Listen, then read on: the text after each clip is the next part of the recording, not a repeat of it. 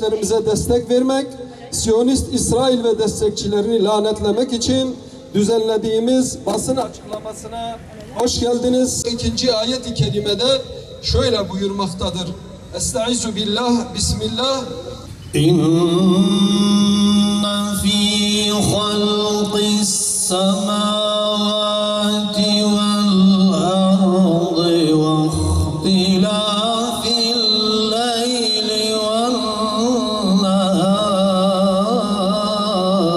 Rabbena mâ halaqte hâzâ bâtilen subhânek. للظالمين من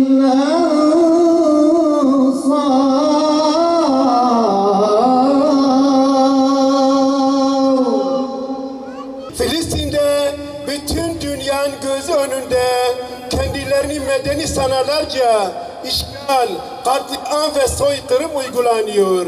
7 Ekim'den itibaren 7 Ekim'den bu yana katil İsrail çetesi insanlık, kanun, moral gibi hiçbir değer tanımadan bebek, çocuk, kadın, sivil ve yaşlara karşı savaşıyor.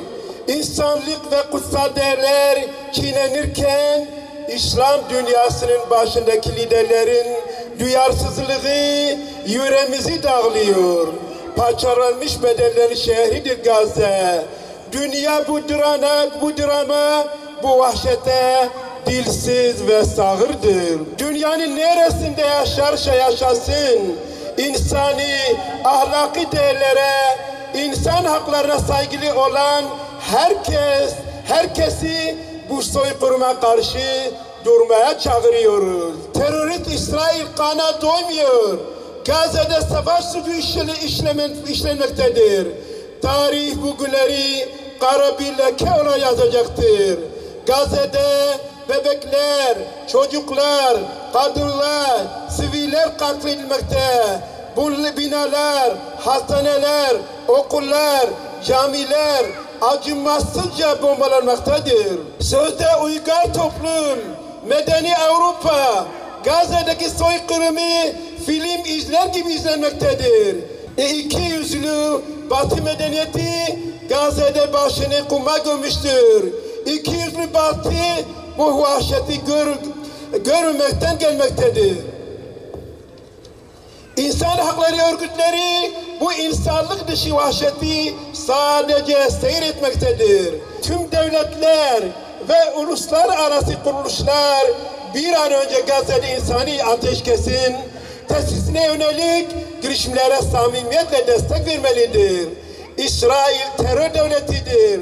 İsrail makamları insanlığa karşı işlenen suçlara, savaş ve vahşi saldırıları nedeniyle Uluslararası Ceza Mahkemesi'nde yargılanmalıdır.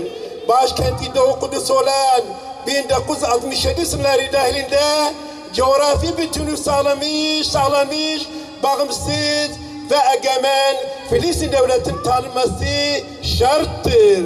Ey Rabbim, Filistin'deki, Gazze'deki kardeşlerimize yardım eyle. Onları muhafaza eyle. Allah'ım, ehadiyetinin sırrı hürmetine Filistin'e, Gazze'ye ve tüm mazlumlara yardım eyle. Ahit kullarına yardım et. Azimlerini güçlendir Allah'ım. Dine indirdiğin kitaba ve muvahhid kullarına yardım et. Allah'ım, zalim Yahudileri, Hristiyanları ve münafıkları, haddi aşanları ve inkarcıları, tüm dininin düşmanlarını yerle bir et. Rahmet eyle, ruhlarını şad eyle, yaralılarına acil şifalar gönder. Geride kalan ailelerine sabrı cemil ihsan eyle Allah'ım.